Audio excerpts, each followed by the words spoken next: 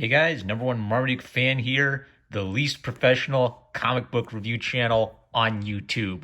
We're winning! Okay, so real quick, we're looking at Case Closed Volume 28. If you're not familiar, the running gag of this manga review series is it's impossible to review Case Closed because it's perfect and it's all murder mysteries. So how can I spoil that if you actually haven't read it? But I'll mention a couple nice little things. So Kyosuke Kamizu, Gosho Aoyama always recommends a cool mystery TV series or spy TV series. Who knows if you can even get this in English? I recommend Ningyo wa Naze Korosareru. Why was the doll killed? Can I read it in English? Who knows? But if I can find it, I might actually read it because I'm kind of curious about the gobs and gobs of mystery stories he's read. There is a neat thing in this volume where Inspector McGuire, who's usually just like the competent but not as bright as Conan detective character. He's there to kind of like make some observations about the body and then be surprised when the brilliant first grade detective Conan puts all the clues together and solves the mystery. We get this nice little setup where when he was a younger cop, someone he knew died or was seriously injured, and he's affected by that to this day, and it makes him hesitant to ever want to use young women in sting operations. So what's neat is there's almost always like a nice little human element or a romantic comedy element or a tragedy element in addition to, the great goofy, all of the mysteries, by the way, are just sort of great goofy mysteries where there's some clever little trick, usually involving simple machines or, attaching string to fans, and then the fan will wind up the string to hide the evidence. There's always just some really clever little setup like that, but the human element is there as well. So what a fantastic, perfect, and unreviewable series. So next we're looking at Sumo by Thien Pham, who has done art projects with Jean Luen Yang. I'm not sure what project that would be, but Sumo is his own kind of like one-man indie project.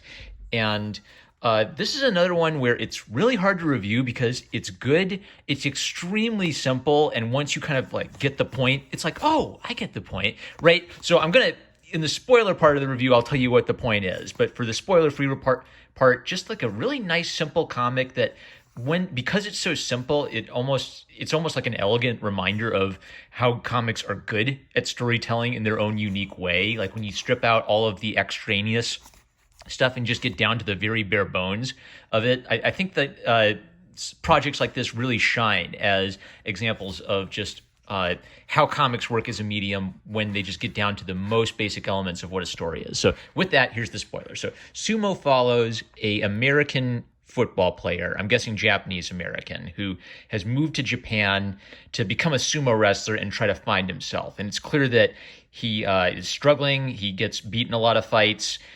He's just been moving up and down the lower ranks, and his coach has basically told him, like, you can't screw around here forever. I want you to win and start moving up the ranks if you've got the potential for it. It's told in 3 days or 3 sequences. So the red-orange represents his preparation for his big sumo match. The blue represents him in America, trying to figure out who he is and trying to get over a hard breakup with his girlfriend, talking with his buddies, man to man. And then the final series of sequences is him going out for a nice day out with I'm guessing it's the Japanese coach's cute daughter. So it's red, blue, and green, so a different color coordination for each key scene. And what we find out is that each scene shows an important moment in his life, but the overarching theme is every moment is the moment of decision. So you never have just like one moment of decision in your life where everything hinges on that one decision. There are always a series of decisions that lead you up to something. So what happens is these 3 scenes are woven together, and we see at the end how his decisions have led him to this big moment in his life. A couple little details I like, things like how he's sort of blocky and squarish, kind of like it's without even like a mouth. It just communicates the idea of like this big, larger than life sort linebacker sort of guy. He actually was a linebacker when he played football. And I like details like the subtle, just a little bit of spot shading here and there, maybe just to kind of like communicate things like, lowering your head and your eyes in shadow. It's extremely simplified drawing. So what I was mentioning earlier, when this is kind of comics at its most simple, kind of like simple wavy lines for the panels, very simple, like nothing too dramatic or kooky for the panel composition, really straightforward, simple geometric characters, but then it all works together for a story where we read them all as characters. And how to put it, why do simple stories work? I think it's because it's stripping everything else out, and you're almost just focusing on the characters. Like I can almost see the paper at the desk and the wavy lines being drawn. So it's a comic that feels a lot like a comic. I don't forget that I'm reading some comic artists. You forget that you're reading a comic and you just get absorbed into the world. It's like you fall into the page through a window into the world. And other comic artists, I think they treat the page more as an object, where you look at the page, you see it as a comic page. But then, even though you don't get absorbed into like a three-dimensional world, you still get absorbed into it as almost like an abstract kind of idea. So something about that really works for me. And I'll just go ahead and spoil this. So the American girlfriend asks him to get back together with him because she changed her mind. She likes him. And it's clear that her breaking up with him had like a bad effect on him, where he needs to find himself. Now, the coach is basically pressuring him to, you've got to win this fight if you're going to do anything with yourself as a sumo wrestler. There's even some nice scenes where I think they're like, hang on a second. So with the Japanese girl in Japan, he catches a fish, but they don't want to kill the fish. They just want to catch it and release it. So there are three little decisions he has to make, or three moments. He's got to like get the fish off the hook and put it away. He's got to let go of his old American girlfriend and go to Japan. And he's actually got to win a fight by getting his head in the game.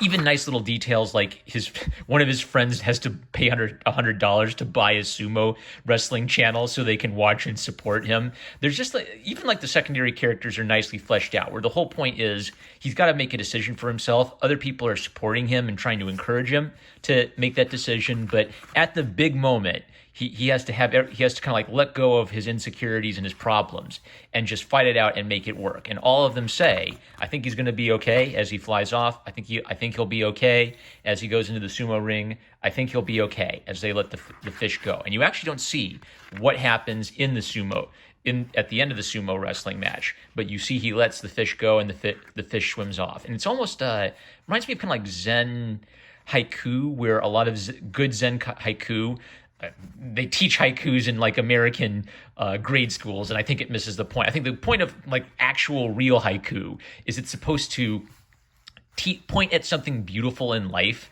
One of my favorite ones I've heard is it talks about like a frog jumping in a pond and it goes plop, and you think, well, that's it? Well, yeah, that's the point. You're seeing a little beautiful moment in nature, and you don't have to over intellectualize it. You're just enjoying nature. You're just enjoying that moment. So the fish kind of quietly swimming away is, in my opinion, a symbol of the mindset he needs to be a good athlete and to not be hung up on the thought that broke his heart. So a sumo, it's just a very elegant, simple, but sweet testament to what you can achieve in comics with the most basic of storytelling tools. You can tell a pretty profound and interesting, interconnected little story. So check it out. That's it. We don't need no stinking 10-minute videos. I'm No More Marmaduke fan. Love you guys. Catch you later.